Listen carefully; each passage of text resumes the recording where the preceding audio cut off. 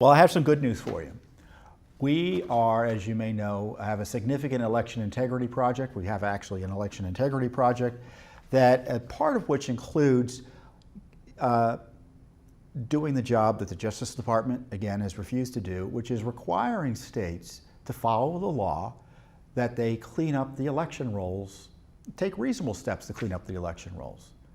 So, for instance, if you don't vote for several elections or you don't communicate with the states who ask you if you're still around, and then you don't vote for several elections, states can remove you from the election rolls. Doesn't mean you can't vote again. It means that you have to re-register, because usually that's an indication you're either dead or moved away or otherwise ineligible to vote.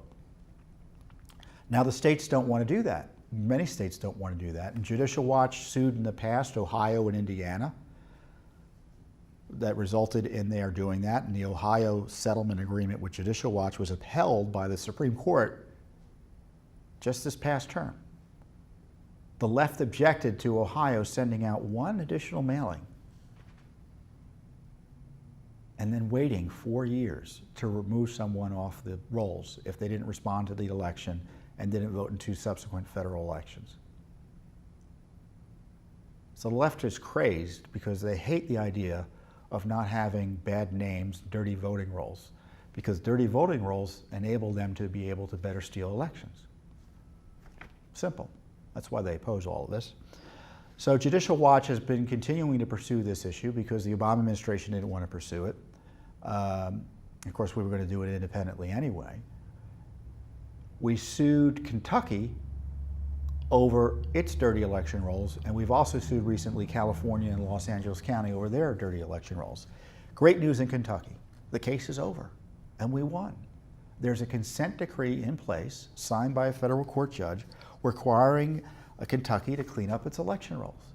And Judicial Watch went in there, we analyzed the state, we found they had 48 counties where they had more people on the rolls than eligible to vote. That's a pretty good indication that they're not keeping their election rolls clean. Remember, more people on the rolls than eligible to vote. The worst state in the country in that regard, the worst state in the country. And so we did our litigation. We've sued. They refused to do what we asked them to do, so we sued. And the Justice Department, credit to the Justice Department, which I'm often critical of, took notice. So the election made a difference in the sense you had new leadership at the Justice Department under Jeff Sessions and his voter integrity section.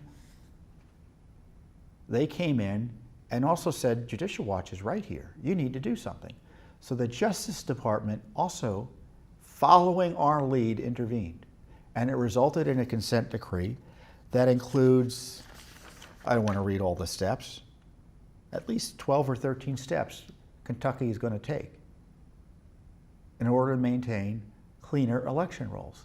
What a great victory that is. What a great victory that is. We're going to have cleaner election rolls and cleaner elections in Kentucky. So voters in Kentucky, good news for you, and voters across America, because of how voters vote in Kentucky, they send representatives to Congress and elsewhere, impacts Americans as well. So that's great news.